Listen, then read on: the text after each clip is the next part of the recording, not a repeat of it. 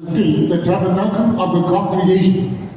ഒരു 30 വർഷങ്ങൾക്ക് മുന്നമേ പാസ്റ്റർ ബോബി അവർ മധുരെ തമുക്ക മൈതാനത്തിൽ വൈത്ത് ഇതിന്റെ ഒരു ചാർട്ട് പോട്ട് സ്റ്റഡി കൊടുത്താർ. ഏറെക്കുറെ 30 വർഷങ്ങൾക്ക് മുൻപായി നമ്മുടെ പാസ്റ്റർ ബോബി അവർ മധുരയിലുള്ള തമുക്കം ഗ്രൗണ്ടിൽ വെച്ച് ഇതുപോലെ ഒരു ചാർട്ട് ഇട്ട് ഇതിനെക്കുറിച്ച് വേദപാഠം നടത്തി.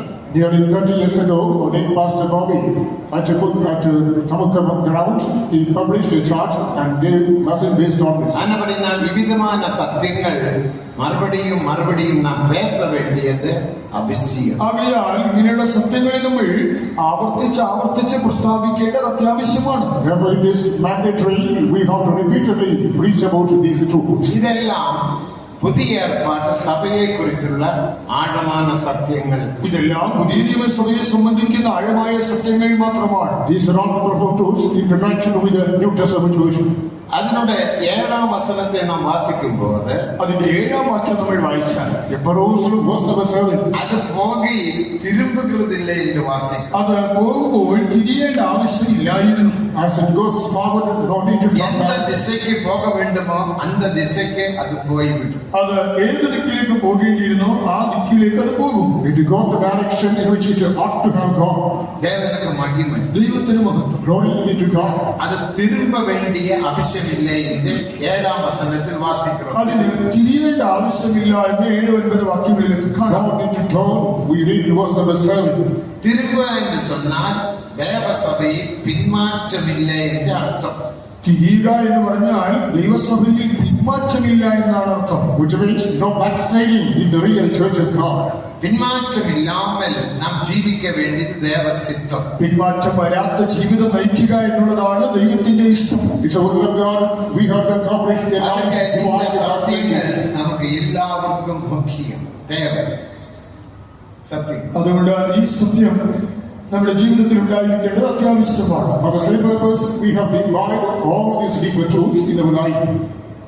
ഇங்கே ഒരു മഹിമയെ നാം பார்க்கின்றோம். നാം ഇവിടെ ഒരു മഹത്വത്തെയാണ് കാണുന്നത്. മഹിമ മേന്മ എന്ന മഹത്വത്തിന്റെ വൈശിഷ്ട്യം എന്ത്? What's the excellence of this glory? രണ്ടാമത് മഹിമയെ വിട്ടുപോകുന്നത്, മഹിമ ഇഴന്നു പോകുന്നത് എപ്പടി? മഹത്വം എങ്ങനെയാണ് നഷ്ടപ്പെടുന്നത്? In other words, secondly, how does a person lose this glory? മൂന്നാമത് അതേ മഹിമയെ പെറ്റുകൊള്ളുന്നത് എപ്പടി? മൂന്നാമതായി ഇതേ മഹത്വം നമുക്ക് എങ്ങനെ നേടിയെടുക്കാം? Thirdly, how can we attain this glory of God?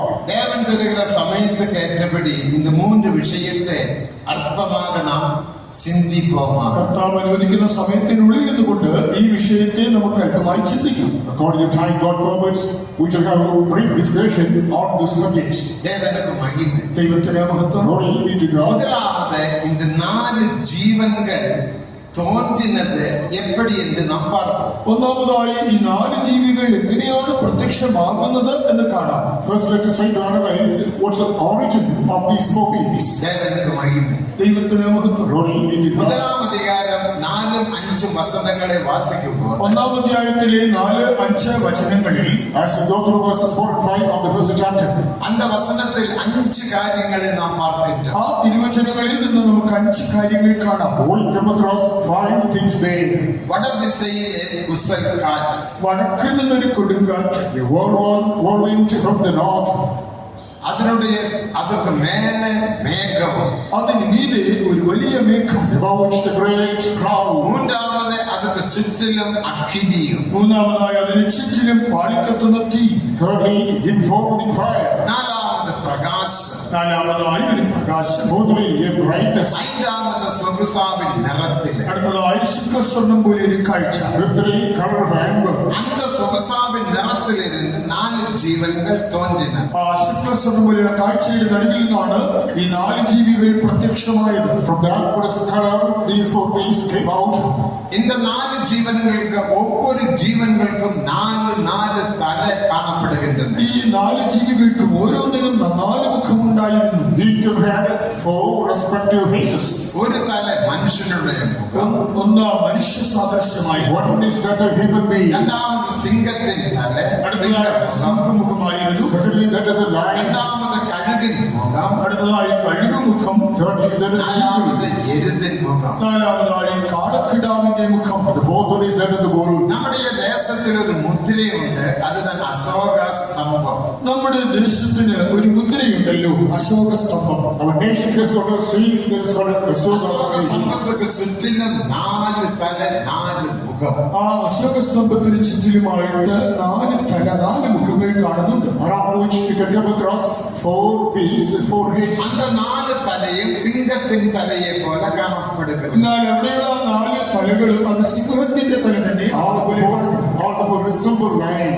ஆனால் ഇതിലെ 4 വ്യത്യസ്തமான തലകൾ മുഖങ്ങൾ. എന്നാൽ ഇവിടെ നമ്മൾ കാണുമ്പോൾ ഇതിന് 4 വ്യത്യസ്തമായ തലകളാണ്, അല്ലെങ്കിൽ മുഖങ്ങളാണ്. Interestingly, here all these 4 are different faces. അതേപോലെ 4 ജീവനുകൾ, അതുപോലെ 4 ജീവികൾ, Accordingly, 4 beasts. ദേവനുக்கு മഹിമ. ദൈവത്തിന് മഹത്വം. Glory be to God. മനുഷ്യമുഖം എന്നത് അൻപെ വെളിപ്പെടുത്തുന്നത്. മനുഷ്യമുഖം സ്നേഹത്തെ പ്രതിനിധാനം ചെയ്യുന്നു.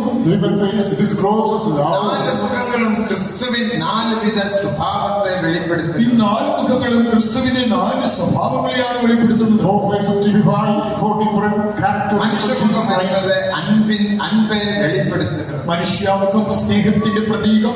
Human face typifies human love. സിംഹമുഖം എന്നത് വിശ്വാസത്തെ വെളിപ്പെടുത്തുന്നത്. സിംഹമുഖം വിശ്വാസത്തിന്റെ പ്രതീകം. Lion's face speaks about faith. എരുതുമുഖം എന്നത് പരിശുദ്ധത്തെ വെളിപ്പെടുത്തുന്നത്. കാളയുടെ മുഖം എന്നത് വിശുദ്ധിയുടെ പ്രതീകം. Bull speaks കാള about എന്നത് holiness. പാടുപെടുകിற ജീവിയെ. കാള കഠിനാധ്വാനത്തിന്റെ പ്രതീകം. Bull speaks about hard labor. കഴുക എന്നത് പരിശുദ്ധത്തെ വെളിപ്പെടുത്തുന്നത്. കഴുകൻ വിശുദ്ധിയുടെ പ്രതീകം. Eagle is a triumph and holiness. அப்படி 4 ജീവനുകൾ. ഇങ്ങനെ 4 ജീവികൾ. There's 4 creatures. 4 ജീവനുകൾ എന്നത് 4 വിധ പൂർണ്ണ. 4 ജീവികൾ എന്നത് 4 വിധ പരിപൂർണത. 4 creatures speak about practice of perfection. വിശ്വാസത്തിൻ പൂർണ്ണ, ഒന്ന് വിശ്വാസത്തിന്റെ പൂർണത, Perfection of faith. അൻപിൻ പൂർണ്ണ, സ്നേഹത്തിന്റെ പൂർണത, Perfection of love. പരിശുദ്ധത്തിൻ പൂർണ്ണ, വിശുദ്ധിയുടെ പൂർണത, Perfection of holiness. പാടുപെടുന്നതിൻ പൂർണ്ണ, ദേവസിദ്ധமான എല്ലാവற்றிലെയും പൂർണ്ണപ്പെടുന്നത്. ദൈവഹിതമായ സകലത്തിന്റെയും കഠിനാധ്വാനത്തിന്റെയും പൂർണത. Perfection of suffering. ஆனால் வெளிப்படுத்தின 4ஆம் அதிகாரத்தில் நாம் பார்க்கும்போது എന്നാൽ വെളിപ്പാട് പുസ്തകം 4-ാം അധ്യായത്തിൽ വായിക്കുമ്പോൾ As we turn to the book of Revelation, அங்கே ஒரு சிங்காசனத்தை நாம் பார்க்கிறோம். നാം അവിടെ സിംഹാസനം കാണാം. there also we notice a അതിന് throne. ചുറ്റിലും 4 ജീവനുകളെ பார்க்கிறோம். അതിന് ചുറ്റിലും നമ്മൾ 4 ജീവികളെ കാണുന്നു. Around which we come across 4 ஒவ்வொரு creatures. ஜீவனுக்கும் ஒவ்வொரு தலை, ஒவ்வொரு முகம் மட்டும். എന്നാൽ അതിൽ ഓരോ ജീവികൾക്കും ഓരോ മുഖം, ഓരോ തല മാത്രമേ ഉള്ളൂ. Each has got a head and a face. ഇത് രണ്ടും 2 വിഷയത്തെ വെളിപ്പെടുത്തുகிறது. ഇവ രണ്ടും 2 വ്യത്യസ്ത വിഷയങ്ങളെയാണ് കാണിക്കുന്നത്. These 2 are 2 different themes. தேவனுக்கு மகிமை. ദൈവത്തിന് മഹത്വം. பழைய ஏற்பாட்டு பரிசுத்தவான்கள் ஒவ்வொரு விஷயத்தில் அவர்கள் பூர்ணப்பட்டால் போதும். പഴയ നിയമ ഭക്തന്മാരെ സംബന്ധിച്ചിടത്തോളം ഏതെങ്കിലും ഒരു വിഷയത്തിൽ അവർ പൂർണ്ണരായാൽ മതി. Such in the Old Testament saints, in one aspect they needed to be perfect. அவரெல்லாம் விசுவாசத்தில் வளர்ந்து விசுவாசத்தில் பூர்ணப்பட்டார். അബ്രഹാം വിശ്വാസത്തിൽ വളർന്നു തികഞ്ഞു. Abraham progressed in faith, he became perfect. தாவீது தேவசித்தத்தில் வளர்ந்து தேவசித்தத்தில் பூர்ணப்பட்டார். ദാവീദ് ദൈവഹിതത്തിൽ വളർന്ന് ദൈവഹിതത്തിൽ തികഞ്ഞവനായി. David grew into the will of God, he இதே became போல perfect. பழைய ஏற்பாட்டில் ஒவ்வொரு பரிசுத்தவான்களும் ஒவ்வொரு விஷயத்தில் வளர்ந்து அதில் பூர்ணப்பட்டார். ഇതുപോലെ പഴയ നിയമത്തിൽ ഓരോ ഭക്തനും ഓരോ വിഷയത്തിൽ വളർന്ന് ആ വിഷയത്തിൽ അവർ പൂർണ്ണത പ്രാപിച്ചു. Thus in the Old Testament, every saint grow in every angle and attain to perfection in the faith alone. புதிய ஏற்பாட்டு பரிசுத்தவான்களை பார்க்கணும், திருசபையை பார்க்கணும். பழைய ஏற்பாட்டு பரிசுத்தவான்கள் குறைவுள்ளவராக காணப்படுகிறோம். ആകയാൽ പുതിയ നിയമത്തിലെ വിശുദ്ധന്മാരെക്കാളും സഭയെക്കാളും പഴയ നിയമ ഭക്തന്മാർ അവർ കുറഞ്ഞ നിലവാരമുള്ളവരാകുന്നു. About the measure of holiness, more than the New Testament saints, the Old Testament saints are lacking. மத்தேயு 16ஆம் அதிகாரம் 16ஆம் வசனத்தை நாம் வாசிக்கும் போது മത്തായിയുടെ സുവിശേഷത്തിലെ 11-ാം അധ്യായം 11-ാം വചനം നോക്കിയാൽ As we turn to Matthew's Gospel, chapter 11, verse 11. ஸ்திரீகளில் பிறந்தவன் யோவான் ஸ்நானகனை பார்க்கணும் பெரியவனாக ஒருவனும் பிறக்கவில்லை, ஆகினும் பரலோக ராஜ்யத்தில் மிகவும் சிறியவன் யோவானை பார்க்கலும் பெரியவன் என்று நாம் வாசிக்கிறோம். സ്ത്രീകളിൽ നിന്ന് ജനിച്ചവനിൽ യോഹന്നാൻ സ്നാപകനേക്കാൾ വലിയവൻ ആരുമില്ല. പക്ഷേ സ്വർഗരാജ്യത്തിൽ ഏറ്റവും ചെറിയവനോ യോഹന്നാൻ സ്നാപകനേക്കാൾ വലിയവനും നമ്മുടെ വായിക്കുന്നു. Among them that were born of women, they had no reason greater than John the Baptist, not understanding that is least in the kingdom of heaven. அப்போது யோவான் ஸ்நானகன் சொல்லப்படுகிறதான அந்த നഗരത്തിൽ കാണപ്പെടുകയില്ല, അത് ദേവ രാജ്യത്തിൽ കാണപ്പെടുകയില്ല. അവിടെ പരാമർശിക്കപ്പെടുന്ന ആ ദൈവരാജ്യത്തിൽ പക്ഷേ യോഹന്നാൻ സ്നാപകൻ കാണുന്നില്ല, നരകത്തിലും പോയിട്ടില്ല. However, John the Baptist is not found in the city reported today. ദേവനുക്ക് മഹിമ, ദൈവത്തിന് മഹത്വം. Glory be to God. സുവിശേഷങ്ങളിൽ சொல்லப்படுகிற தேவராஜ்யம் பரலோக ராஜ்யம் என்பது புதிய எருசலேம் സിയോനെ വെളിപ്പെടുത്തുகிறது. സുവിശേഷം പരാമർശിക്കുന്ന സ്വർഗരാജ്യവും ദൈവരാജ്യവും അത് സിയോനെയും പുതിയ യെരൂശലേമിനെയുമാണ് കാണിക്കുന്നത്. The kingdom of God, the kingdom of heaven, referred to in the Gospels, referring to New Jerusalem and Zion. പരിശുദ്ധാവിൻ അഭിഷേകത്തിനാൽ, പരിശുദ്ധാത്മാഭിഷേകത്തിൽ കൂടി, by the anointing of the Holy Ghost. എബ്രായർ 12-ാം അധികാരം 22-ാം വചനത്തിൻപടി, എബ്രായ ലേഖനം 12-ാം അധ്യായം 22-ാം വചനപ്രകാരം, as the Hebrews chapter 12 verse number 22, നാം സിയോനിലും യെരൂശലേമിലും വന്നു ചേർന്ന് വിട്ടു. സിയോന്റെ അടുക്കലേക്കും സ്വർഗീയ യെരൂശലേമിന്റെ അടുക്കലേക്കും വന്നെത്തിക്കഴിഞ്ഞു. we have come unto Mount Zion and heavenly Jerusalem. അഭിഷേകത്തിനാൽ നാം ഇപ്പോൾ പരമ യെരൂശലേമിൽ സിയോനിൽ കാണപ്പെടുகிறோம். അഭിഷേകത്തിൽ നാം ഇപ്പോൾ സ്വർഗീയ യെരൂശലേമിലും സിയോനിലുമാണ് കാണപ്പെടുന്നത്. By this anointing, we are now found in heavenly Zion and Jerusalem. അതുதான் എഫേസ്യർ 2-ാം അധികാരം 7-ാം വചനത്തിലും വാസിக்கிறோம். എഫെസ്യ ലേഖനം 2-ാം അധ്യായം 7-ാം വാക്യത്തിലും ഇത് തന്നെയാണ് കാണുന്നത്. In Ephesians chapter 2 verse 7, the scripture is outlined. ഉയർപ്പിച്ച് പരലോകത്തിൽ ഉക്കാലവും ചെയ്താർ. ക്രിസ്തുവിൽ നിങ്ങളെ ഉയർത്തെഴുന്നേൽപ്പിച്ച സ്വർഗ്ഗസ്ഥലങ്ങളിൽ തന്നോടുകൂടി ഇരുത്തി. We are raised with the Lord Jesus Christ and set with him in the heavenly places. കൊലോസ്യർ 3-ാം അധികാരം 1-ാം വചനത്തിലും അതേ സത്യത്തെ നാം പാർക്കിன்றோம். കൊലോസ്യർ 3-1 സമാനമായ സത്യം തന്നെയാണ്. Again, Colossians chapter 3, the first verse speaks about the same thing. നാം എല്ലാവരും പരിശുദ്ധാവിൻ അഭിഷേകത്തിനാൽ ദേവനുടെ രാജ്യമാകിയ സിയോൻ യെരൂശലേമിൽ വന്നു ചേർന്ന് വിട്ടു. നാം എല്ലാവരും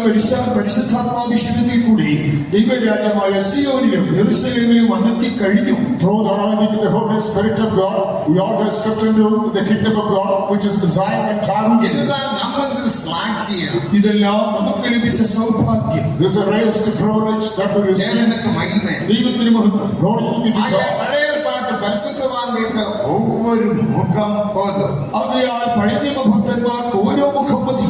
Therefore, the Old Testament saints require only one പുതിയ face. പാട്ട് സഭയ്ക്ക് 4 മുഖങ്ങൾ.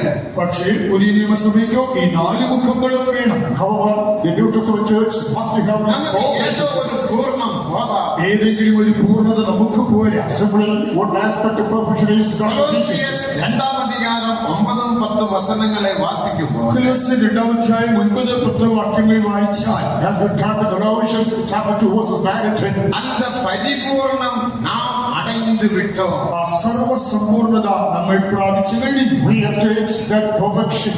നാം പൂർണ്ണമല്ല പെറ വേണ്ടിയത്, പരിപൂർണം. നമ്മൾ പ്രാപിക്കേണ്ടത് വെറും പൂർണ്ണതയില്ല, സർവസമ്പൂർണത. Not simply completion, but perfection we have to ഇത് attain. മത്തയിയു 5-ാം അധികാരം 48-ാം വചനത്തെ വാസിക്കുമ്പോൾ, മത്തായി 5:48 വചനം വായിക്കുമ്പോഴും, Matthew's Gospel chapter 5 verse 48, என் பிதா சல்குண பூர்ணனாய் இருக்கிறது போல நீங்களும் சல்குண பூர்ணராயிருங்கள். അയാൾ നിങ്ങളുടെ സ്വർഗ്ഗസ്ഥനായ പിതാവ് സൽഗുണപൂർണനായിരിക്കുന്നത് പോലെ നിങ്ങളും സൽഗുണപൂർണരാകുവിൻ. therefore ye must be perfect as the heavenly Father is perfect. அந்த மேன்மையான இடத்திற்கு தேவன் நம்மை அழைத்தபடி நாம் கரங்களை உயர்த்தி ஒரு அல்லேலூயா சொல்லுங்கள். தேவனுக்கு மகிமை. ദൈവത്തിന് മഹത്വം. Glory be to നമ്മുടെ God. ഭാഗ്യത്തെ വിട്ടുവിടാതിരിക്കുക. നമ്മളെ സൗഭാഗ്യം പരമഭാഗ്യം വിട്ടുകളയരുത്. Do not lose away our privilege, our നമ്മുടെ blessing. വിഷയത്തിற்கு വരുമോ? നമ്മുടെ വിഷയത്തിലേക്ക് വരാം. It is the fact of അങ്ങനത്തെ പഴയ ഏർപ്പാട്ട് പരിശുദ്ധവാன்களை பார்க்கிலும் புதிய ஏற்பாட்டு பரிசுத்தவான்கள் புதிய ஏற்பாட்டு சபை மேன்மையானது என்று வேதம் சொல்லுகிறது. ആകയാൽ പഴയ നിയമ ഭക്തന്മാരെക്കാളും പുതിയ നിയമസഭയും പുതിയ നിയമ വിശുദ്ധന്മാരും അവർ ശ്രേഷ്ഠരാണെന്ന് പറയുന്നത്. Wherefore the Bible says the New Testament saints and the church are far excellent, more excellent than the Old Testament ones. இந்த பூர்ணத்தை நாம் பெற்றுக்கொள்ள வேண்டும்.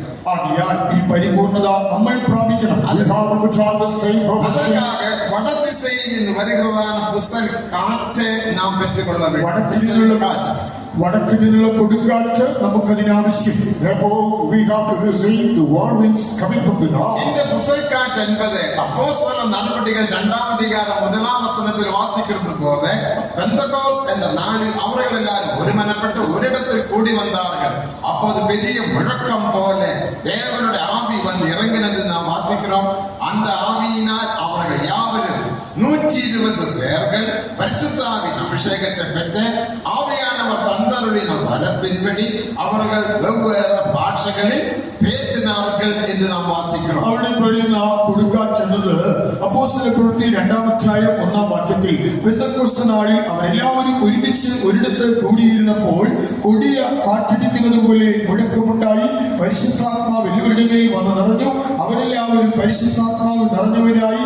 ഓരോരുത്തർ പരിശുദ്ധാത്മാവ് തനിക്ക് ഉച്ചരിപ്പാൻ നൽകിയതുപോലെ അന്യഭാഷകളിൽ സംസാരിച്ചു തുടങ്ങി. An illustration to this what is given in Acts Apostles chapter 2 verse number 1. All the people gathered there on accord. The Holy Spirit came upon them like a mighty wind, and the mighty Spirit came upon them.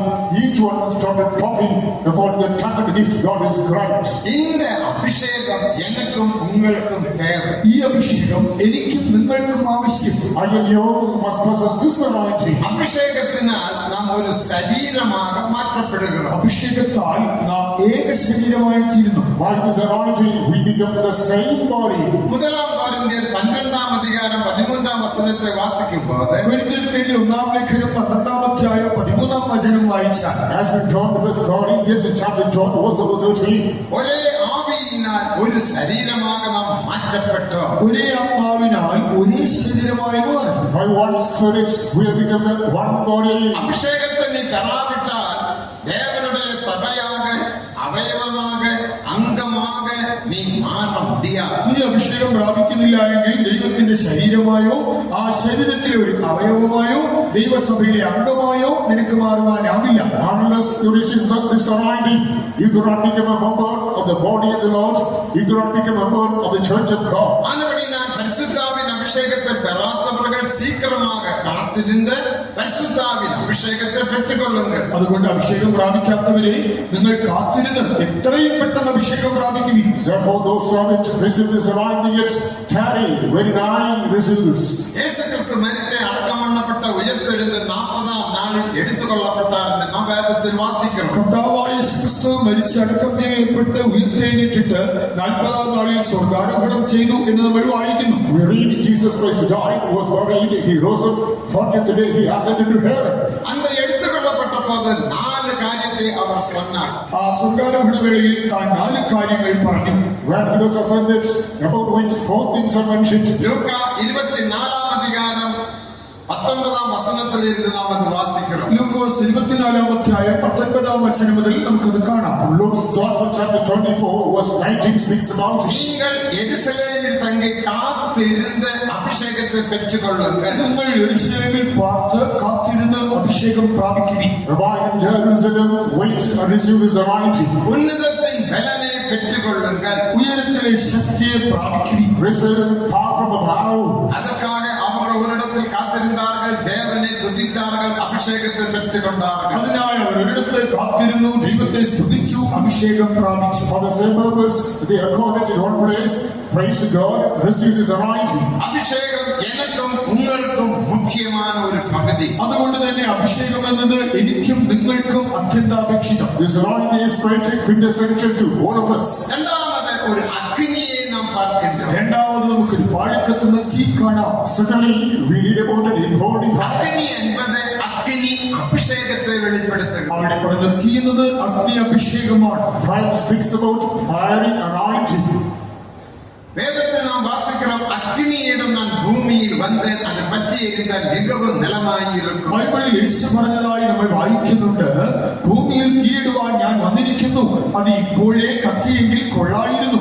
The Bible we read, I come here not to set the fire, if it burns down, it should have been good. லூக்கா 12ஆம் அதிகாரம் 48ஆம் வசனம். ലൂക്കോസ് 12:48 വചനം. Luke's Gospel chapter 12 verse 14. அந்த அக்னி என்பது பரிசுத்தாவின் அக்னி അഗ്നി അഭിഷേകത്തെ വെളിപ്പെടുത്തുകയാണ്. അവിടെ പറഞ്ഞിരിക്കുന്നത് പരിശുദ്ധാത്മാവിന്റെ അഗ്നി അഭിഷേകമാണ്. That fire speaks about the anointing of the Holy Ghost. നാം முதலில் അഭിഷേകത്തെ പെറ്റുകൊണ്ട് ശരീരமாக മാറ്റപ്പെടുகிறோம். നാം ആദ്യം അഭിഷേകം പ്രാപിച്ച് ഒരു ശരീരമായി മാറുന്നു. First, we receive His anointing and become the same body. രണ്ടാമത് അഗ്നിயின் അഭിഷേകത്തിനാൽ നമ്മുടെ ദാഹങ്ങൾ തീർക്കപ്പെടുകയാണ്. അടുത്തതായിട്ട് അഗ്നിഅഭിഷേകത്താൽ നാം ദാഹം ശമിപ്പിക്കപ്പെടുന്നു. Secondly, by this fire of anointing, our thirst is quenched. அதுதான் முதலாம் கொரிந்தியர் 1 கொரிந்தியர் 12ஆம் அதிகாரம் 13ஆம் வசனத்தின் கடைசி பகுதி அதே ஆவியினால் தாகம் தீர்க்கப்பட்டோம் என்று നാം അതുകൊണ്ടാണ് 1 കൊരിന്ത്യർ 12:13 അവസാനം നമ്മൾ കാണുന്നത്